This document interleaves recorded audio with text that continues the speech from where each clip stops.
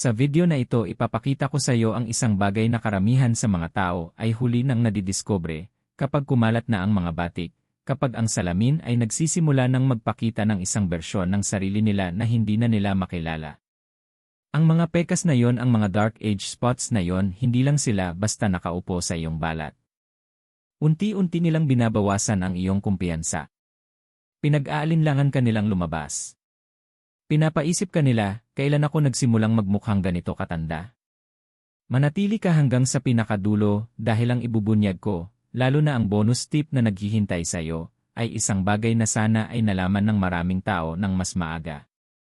Simple ito, makapangyarihan, at maaaring ito na ang nawawalang piraso na tutulong sa iyo na mabawi ang kontrol sa iyong balat, walang sakit, walang mamahaling paggamot, at walang pagsisisi. Dahil ang totoo, may ilang bagay na sinabihan kang pagkatiwalaan, mga treatment na iniisip mo palang subukan ngayon, na maaaring lalo pang nagpapalala sa kondisyon ng iyong balat. Pinapakanipis. Pinapadaling maging sensitibo. Mas nagiging prone sa mas malalim at mas maitim na mga batik. At walang nagsasabi nito ng malinaw. Isipin mo ang paggising mo, pagtingin sa salamin, at hindi mo kailangang magtago. Hindi mo mararamdaman na ang balat mo ay ipinagkakanulo ang iyong edad. Isipin mong unti-unting bumabalik ang natural mong glow, hindi biglaan, kundi pa unti-unti may kumpiyansa, parang binabawi mo ang isang bahagi ng sarili mo na unti-unting nawawala. Hindi ito tungkol sa paghahabol ng pagiging perpekto. Ito ay tungkol sa pagbabalik ng dignidad, pagbabalik ng kumpiyansa, at pagprotekta sa balat na titirhan mo habang buhay. Bago tayo magpatuloy, gusto kitang marinig. Saan ka nanonood ngayon?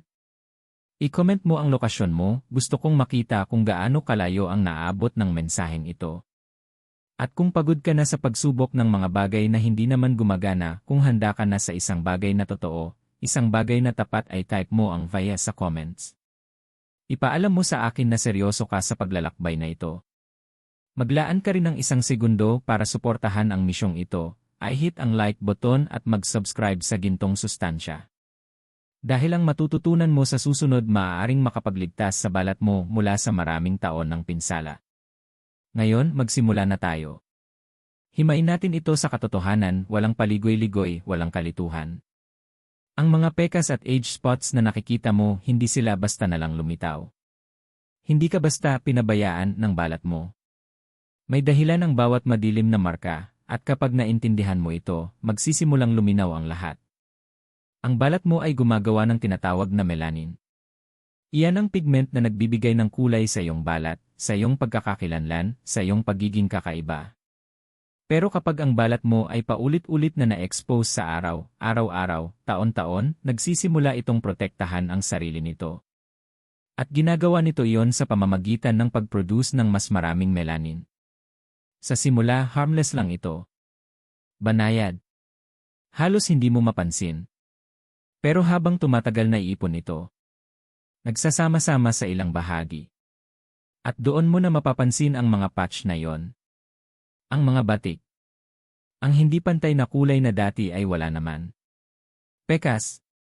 Madalas galing iyon sa genetics mo, pero ang araw ang nagpapalabas nito, nagpapaitim, nagpapalinaw. Age spots. Iba yon. Iyan ay tala ng buhay mo, mga taon ng exposure sa araw, mga taon ng kapabayaan, mga taon ng hindi pag-alam kung ano talaga ang kailangan ng balat mo. At heto ang masakit na katotohanan. Hanggang 80% ng nakikitang pagtanda ng balat ay dulot ng araw. Hindi ng panahon. Hindi ng edad mo. Kundi ng araw. Ibig sabihin, malaking bahagi ng nakikita mo ngayon pwede sanang naiwasan. At mas mahalaga, pwede pa itong ma-manage, mabawasan, at sa ilang antas ay maibalik. Pero mangyayari lang iyon kung titigil ka sa pagtrato sa surface at sisimulan mong intindihin ang ugat ng problema. Dahil kung hindi patuloy kang bibili ng mga produktong nangangako ng himala, pero hindi naman tinatamaan ang totoong nangyayari sa ilalim ng balat mo, hayaan mong tumimo iyon sandali. Kung nagbubukas ito ng isip mo, kahit kaunti lang, ay type mo ang maya sa comments. Ipaalam mo sa akin na nagsisimula mo nang makita ang katotohanan. At gusto kitang marinig ulit saan ka nanonood ngayon? I-comment mo ang lungsod mo, ang bansa mo, i-drop mo sa ibaba. Hindi ka nag-iisa dito. Ngayon, manatili ka pa dahil ang susunod nating alamin ay maaaring tuluyang magbago sa pananaw mo tungkol sa mga treatment. Pag-usapan natin ang isang bagay na maraming tao ang natutuksong subukan, lalo na kapag desperado na sila para sa mabilis na resulta. Laser treatments. Sa unang tingin, parang ito na ang perpektong solusyon. Mabilis. Advanced. Halos parang mahika. Ilang sessions lang at inaasahang mawawala na ang mga batik mo. Pero heto ang realidad na hindi malinaw na ipinapaliwanag sa iyo ng karamihan. Ang laser treatments ay hindi himala. Isa lamang itong tool. At kapag ginamit sa maling paraan o sa maling uri ng balat, maaari kang mapunta sa mas masamang kalagayan kaysa noong nagsimula ka. Kaya nitong paputiin ang mga batik. Pero maaari rin nitong masunog ang balat mo kung hindi ito maayos na ginawa. Maaari nitong matrigger ang mas maraming pigmentation, lalo na kung sensitibo ang balat mo o likas itong mas maitim. At sa maraming pagkakataon hindi nagtatagal ang resulta. Dahil tandaan mo ang napag-usapan natin kanina, kung nandoon pa rin ang ugat ng problema, babalik at babalik ang mga batik. Ngayon, isipin mo ito. Gumastos ka ng malaki. Tiniis mo ang discomfort. Nagtiwala ka sa proseso. At pagkatapos ng ilang buwan, unti-unting bumabalik ang mga batik. Minsan mas maitim pa. Minsan mas mahirap tanggalin. Hindi lang iyon nakakainis, nakakadurog iyon ng loob. At may mas malalim pa dito. Maaaring pahinain ng laser treatments ang skin barrier mo sa paglipas ng panahon kung hindi ka mag-ingat. Ibig sabihin, mas nagiging marupok ang balat mo. Mas reactive. Mas vulnerable sa sun damage, ang mismong dahilan kung bakit nagkaroon ng problema sa simula. Kaya nauwi ka sa paulit-ulit na cycle. Treat. Damage. Repeat.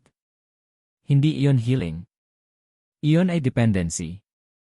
Ito ang dahilan kung bakit binibigyang diin ng maraming skin experts ang isang mahalagang bagay. Bago ka magmadali sa aggressive treatments, kailangan mo munang palakasin ang balat mo, intindihin ang balat mo, at makipagtulungan dito hindi laban dito.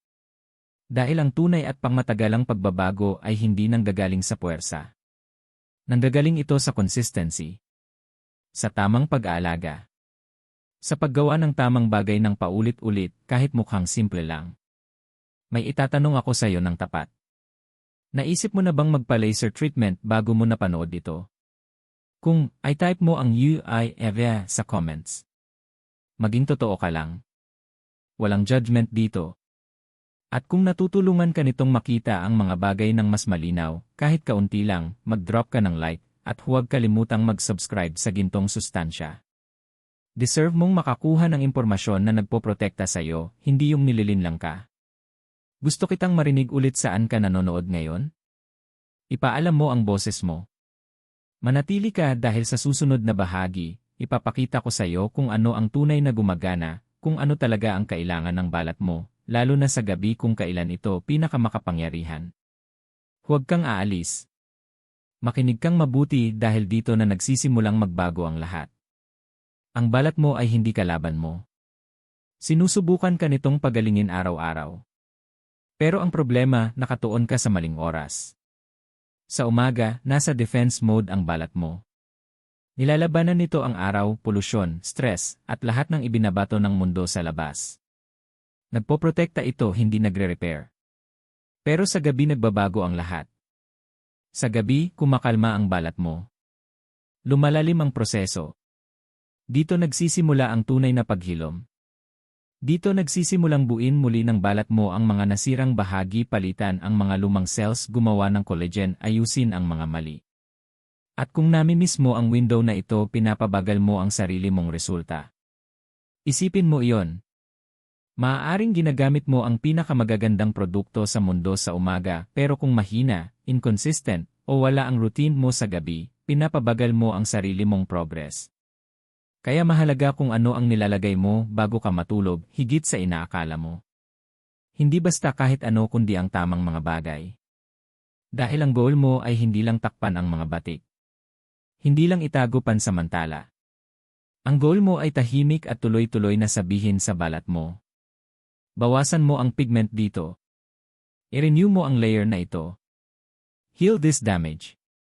At nakikinig ang balat mo pero kung consistent ka lang. Hindi ito tungkol sa isang beses mo lang gagawin at aasahan mong may himala. Ito ay tungkol sa pagbuo ng habit na gumagana para sa iyo habang natutulog ka. Walang stress. Walang pressure. Tahimik na progress gabi-gabi. Isipin mo ito. Matutulog ka at sa halip na nagpapahinga lang ang balat mo, nagtatrabaho ito para sa iyo. Inaayos ang taon ng damage.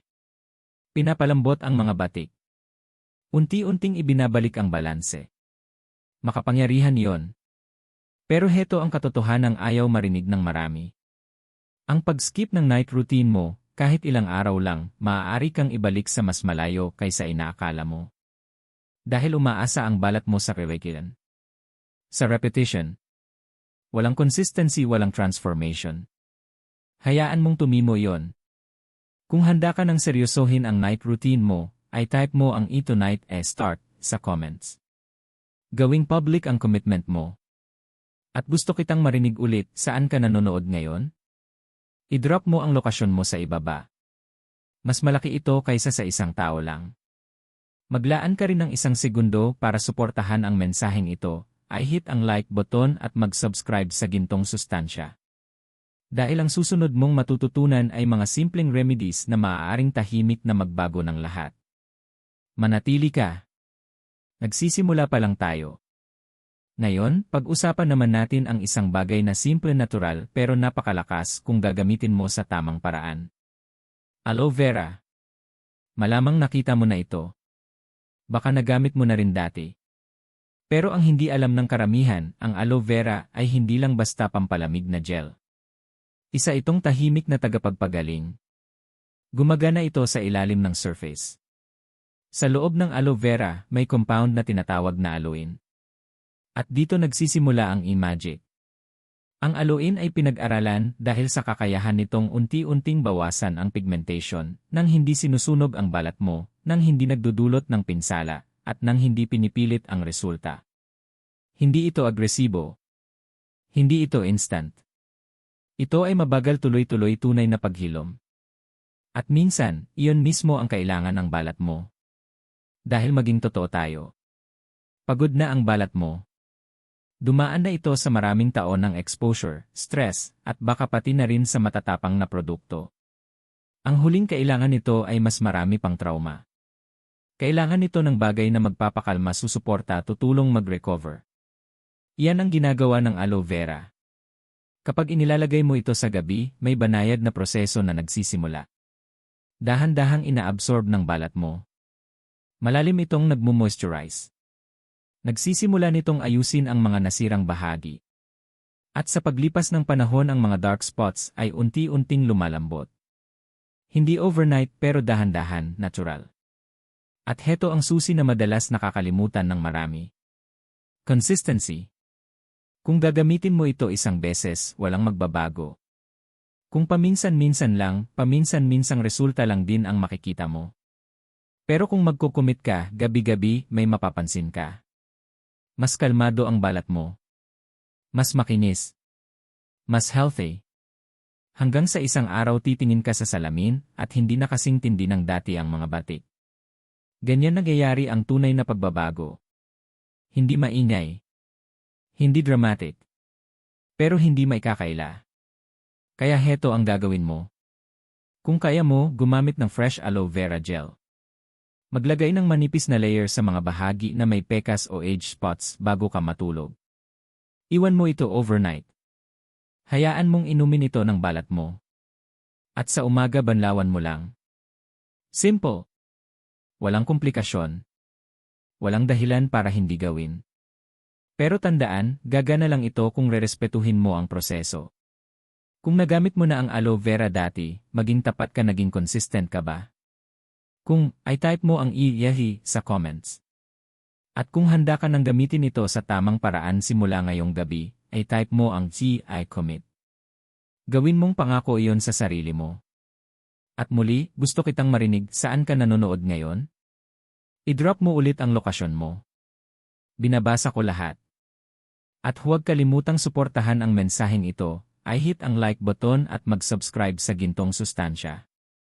Dahil ang susunod mas makapangyarihan pa, isang bagay na tumatarget sa pigmentation sa mas malalim na level. Manatili ka. Huwag mong skip ang part na ito.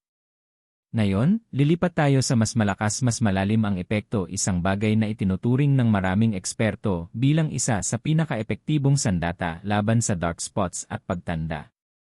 Vitamin E. Hindi yung iniinom mo lang kundi yung direktang inilalagay sa balat mo. Dito na nagiging seryoso ang usapan. Dahil habang ang aloe vera ay nagpapagaling at nagpapakalma, ang vitamin E ay aktibong lumalaban. Tinatarget nito ang mismong proseso na lumilikha ng mga dark spots. Pinapabagal nito ang produksyon ng melanin. Ibig sabihin, hindi lang nito pinapaputi ang nakikita mo, tinutulungan din nitong pigilan ang pagbuo ng bagong mga batik. Isipin mo iyon sandali. Hindi mo lang inaayos ang nakaraan, pinoprotektahan mo rin ang hinaharap mo. Pero heto ang karaniwang mali ng maraming tao. Ginagamit nila ito ng ilang araw, baka isang linggo, tapos titigil na sila. At kapag hindi sila nakakita ng instant na resulta, iniisip nilang hindi ito gumagana. Iyon ang pagkakamali. Ang vitamin E ay hindi quick fix. Isa itong builder.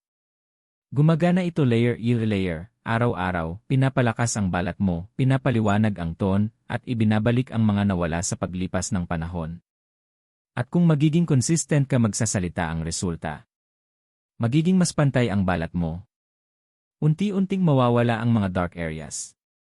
Dahan-dahang babalik ang natural mong glow. Hindi artificial. Hindi pilit. Totoo. Pero makinig kang mabuti dahil mahalaga ito. Hindi lahat ng vitamin E products ay pare-pareho. May mahihina. May hindi stable. May nawawala ang bisa bago pa man ma-apply sa balat mo. Kaya kapag pipili ka, siguraduhin mong galing ito sa mapagkakatiwalaang source, maayos ang formulation, at tama ang pagkakastore. Dahil kung hindi, sayang lang ang oras mo. At kapag inilagay mo ito sa gabi, pagkatapos mong linisin ang mukha mo, binibigay mo sa balat mo ang eksaktong kailangan nito sa pinaka-aktibong repair phase nito. Ganito ka makikipagtulungan sa balat mo, hindi laban dito. Pero muli babalik tayo sa isang salita. Consistency. Mag-miss ka ng isang gabi, walang mangyayari. Mag-miss ka ng isang linggo, babagal ang lahat. Sumuko ka agad, hindi mo makikita ang dapat sana. May itatanong ako sa iyo ng tapat. Ikaw ba yung taong malakas magsimula pero nahihirapang maging consistent?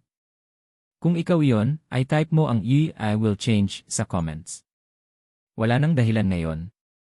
At kung naniniwala ka na ang consistency ang susi sa pagbabago, mag-drop ka ng laya ngayon. Gusto ko ring makita saan ka nanonood. Ang bansa mo, ang lungsod mo, ay comment mo ulit. Kumonek tayo. At huwag kalimutang i-hit ang like button at mag-subscribe sa Gintong Sustansya. Dahil ang susunod ay isang natural, makapangyarihan, at ginagamit na sa maraming henerasyon, pero mali pa rin ang paggamit ng karamihan. Manatili ka. Palapit ka na sa breakthrough. Ngayon, pag-usapan natin ang isang bagay na sinauna makapangyarihan at napatunayan na sa paglipas ng panahon pero minamaliit pa rin ng maraming tao. Turmeric. Nakita mo na ito sa pagkain. Narinig mo na ang mga benepisyo nito sa kalusugan.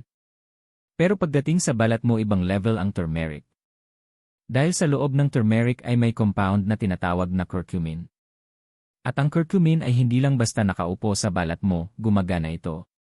Nilalabanan nito ang inflammation. Pinapakalma ang irritated na balat. At higit sa lahat, unti-unti nitong binabawasan ang pigmentation. Hindi ito hype. Totoo ito. Pero heto ang mas malalim. Maraming dark spots ay hindi lang dahil sa araw. Konektado rin ito sa inflammation sa loob ng balat. Tahimik na iritasyon. Pinsalang naiipon sa paglipas ng panahon. At kung hindi mo kakalmahin ang inflammation na yon, babalik at babalik ang mga batik, kahit ano pa ang ilagay mo. Kaya kakaiba ang turmeric. Hindi lang nito tina-target ang surface. Gumagana ito sa ilalim. Tinutulungan nitong maibalik sa balanse ang balat mo. Ngayon isipin mo ito. Matagal mo nang dala ang mga matitigas na batik na yan. Nakapag-try ka na ng iba't ibang produkto. May konting gumana, may mga hindi talaga. Pero paano kung ang kulang ay hindi mas malakas kundi mas matalino? Isang bagay na nakikipagtulungan sa natural healing process ng balat mo, imbes na pilitin ito. Iyon ang turmeric. Pero makinig kang mabuti dahil mahalaga ito. Hindi ibig sabihin na mas marami ay mas mabuti. May mga taong gumagamit ng sobrang turmeric, masyadong madalas, iniisip na bibilis ang resulta. Pero ang nangyayari, naiirita ang balat nila o namamansahan at agad silang sumusuko. Hindi ganyan ang tamang paraan. Kailangan mo lang ng kaunting amount. Ihalo mo ito sa banayad na bagay tulad ng yogurt o honey. Maglagay ng manipis na layer sa balat. Iwan ng 0 hanggang 15 minuto pagkatapos ay banlawan. 2 hanggang 3 beses sa isang linggo ay sapat na. Iyon lang. Simple. Kontrolado. Epektibo. At kung magiging consistent ka dito, mapapansin mo na mas nagiging pantay ang kulay ng balat mo. Mas kalmado. Mas malambot. Mas healthy. Hindi overnight pero tuloy-tuloy. Iyan ang pattern na kailangan mong pagkatiwalaan. May itatanong ako sa'yo. Ilang beses ka nang sumubok ng natural na paraan pero tumigil agad dahil wala kang nakitang instant na resulta? Maging tapat ka sa sarili mo. Kung ikaw yon, ay type mo ang "I'm more quitting" sa comments. Sa pagkakataong ito, iba na ang gagawin mo. At kung may natutunan ka ngayon, isang bagay na hindi mo lubos na naintindihan dati, ay type mo ang C-value sa comments. Ipaalam mo sa akin na nakakatulong ito sa'yo. Gusto ko ring makita ulit saan kayo nanonood. I-drop ninyo ang lokasyon ninyo, lungsod, bansa, pinapansin ko lahat. At huwag kalimutang i-hit ang like button at mag-subscribe sa Gintong Sustansya. Dahil ang susunod ay isang bagay na karamihan ay binabaliwala, at ito ang tunay na dahilan kung bakit hindi tuluyang nawawala ang kanilang dark spots. Manatili ka. Ang susunod na bahagi hindi mo pwedeng palampasin. Makinig kang mabuti dahil dito nagkakamali ang karamihan at hindi nila napapansin. Ginagawa nila ang lahat ng tama sa gabi. Nag-a-apply sila ng aloe vera. Gumagamit ng vitamin E. Sinusubukan ang turmeric. Pero sa umaga sinisira nila ang lahat. Ito ang tahimik na pagkakamali. Ang hindi nakikitang pinsala. Ang dahilan kung bakit maraming nagsasabing walang gumagana. Ang araw. Hindi lang kapag mainit. Hindi lang kapag matagal kang nasa labas.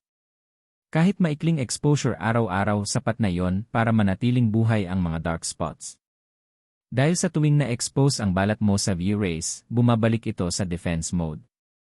Gumagawa ito ng mas maraming melanin.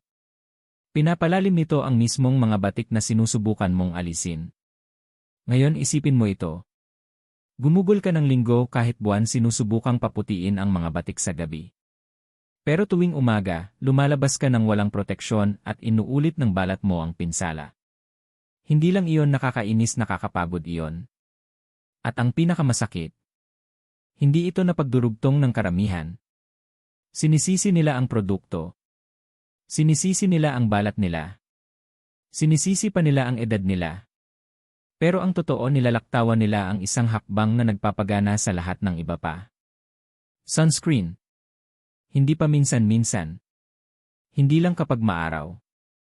Araw-araw. Hindi ito optional. Ito ay protection. Ito ay prevention. Ito ang pagkakaiba ng progreso at paikot-ikot lang. Paulit-ulit na sinasabi ng mga dermatology experts, kung walang sun protection, hindi kumpleto ang effort mo na alisin ang dark spots. Hayaan mong tumimo yon. Hindi mo kailangan ng pinakamahal na produkto. Hindi mo kailangan ng komplikadong routine. Pero kung babaliwalain mo ang hakbang na ito, ikaw mismo ang humahadlang sa sarili mo. At may mas malalim pa.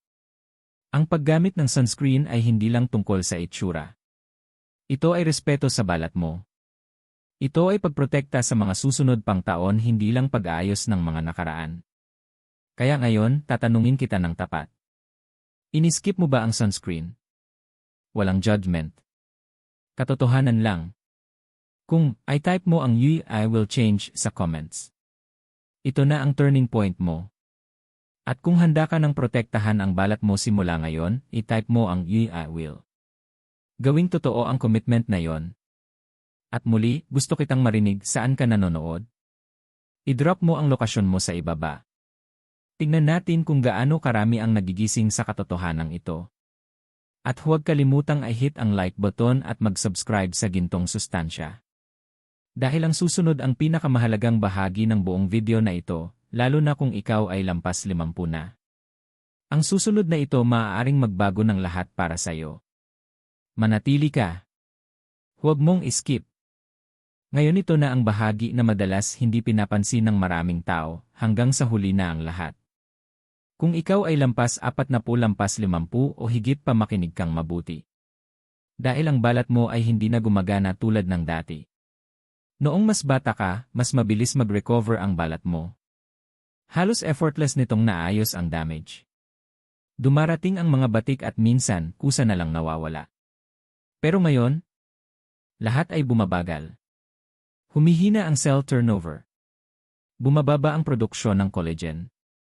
Mas matagal kumapit ang damage sa balat mo kaysa dapat. At ang mga age spots. Hindi na lang sila nasa ibabaw, mas lumalalim na sila. Mas nagiging matigas. Mas mahirap tanggalin. Kaya ang mga remedies na gumagana sa mas batang balat maaaring hindi na sapat para sa iyo ngayon. At dito nawawala ng pag-asa ang marami. Sinusubukan nila ang natural remedies. Mga cream. Iba't ibang routine. Pero parang walang tuluyang gumagana at nagsisimula silang maniwala na parte na lang ito ng pagtanda na kailangan nilang tanggapin. Pero heto ang katotohanan. Natural ang pagtanda. Pero ang kapabayaan, hindi. May paraan pa rin para suportahan ang balat mo, gabayan ito, tulungan itong gumana ng mas maayos ulit. At isa sa pinakamakapangyarihang tool para dito ay ang tinatawag na retinol. Huwag kang ma-intimidate sa pangalan. Ang retinol ay isang anyo ng vitamin A. At ang ginagawa nito ay eksaktong kailangan ng tumatandang balat mo, pinapabilis nito ang proseso ulit. Parang sinasabi nito sa balat mo, mag-renew ka ng mas mabilis. Palitan mo ang mga nasirang cells. Maglabas ka ng bagong, healthy na balat. Hindi lang ito pinapaputi ang mga batik, gumagana ito sa mas malalim na level, binubuo muli ang istruktura ng balat mo mula sa loob. Kaya pinagkakatiwalaan ito ng mga eksperto sa loob ng maraming taon. Hindi dahil uso ito kundi dahil gumagana ito. Pero makinig kang mabuti dahil dito kailangan mong maging maingat. Malakas ang retinol. At ang lakas ay kailangang gamitin ng tama. Kung magmamadali ka, kung sobra ang gamitin mo, agad maaaring matuyo ang balat mo, mairita, at maging sensitibo. Hindi iyon failure, maling paggamit iyon. Kaya magsimula ka ng dahan-dahan. 2 hanggang 3 beses sa isang linggo. Kaunting amount lang. Laging sundan ng magandang moisturizer. Bigyan mo ng oras ang balat mo para mag-adjust, para tumugon. At sa paglipas ng panahon may mangyayaring kahanga-hanga. Magsisimulang mag-renew ulit ang balat mo. Ang mas malalalim na batik ay unti-unting magfa-fade. Gaganda ang texture mo. At babalik ang kumpiyansa mo. Hindi agad-agad. Pero tuloy-tuloy. At para sa maraming seniors ito ang turning point. Ang sandali na napagtatanto nila hindi pa tapos. Kaya pa nilang pagandahin ang balat nila. Hindi pa tapos ang kwento nila. Hayaan mong tumimo iyon. Kung ikaw ay 50 pataas, gusto kitang mag-stand proud sa comments. I-type mo ang 50 panandang pandagdag strong. I-own mo ang journey mo. At kung naniniwala ka na hindi pa huli ang lahat para alagaan ang balat mo, i-type mo ang it's and late ngayon. At sabihin mo rin saan ka nanonood. Gusto kong makita kung gaano karaming matitibay at matatalinong tao ang kasama natin dito. At huwag kalimutang i-hit ang like button at mag-subscribe sa Gintong Sustansya. Dahil ang huling bahagi ng video na ito, dito magsasama-sama ang lahat. Manatili ka. Mas malapit ka na kaysa sa inaakala mo. Ngayon, dumating na tayo sa pinakapuso ng lahat, ang katotohanang ayaw marinig ng karamihan pero kailangang maramdaman ng malalim. Ang mga pekas at age spots mo ay hindi lumitaw overnight. Sila ay kwento ng mga taon ng araw, mga taon ng desisyon, mga taon ng kapabayaan o maling impormasyon.